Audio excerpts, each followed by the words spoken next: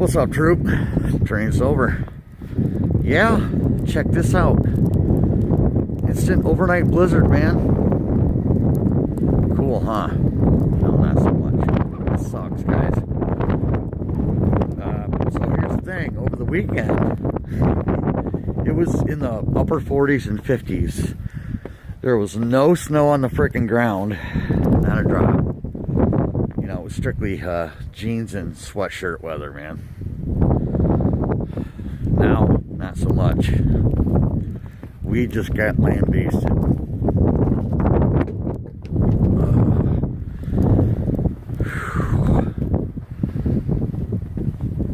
Yep, here it is.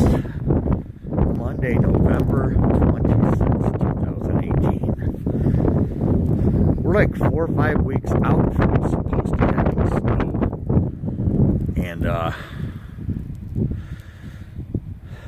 the shit's here way ahead of schedule, man. Brr. This ain't fun. My back door's already, well, it's a foot away from that being operational. That'll be here very soon. Alright, well there you go. There's the temp. Enjoy, all you crazy snow lovers. See you.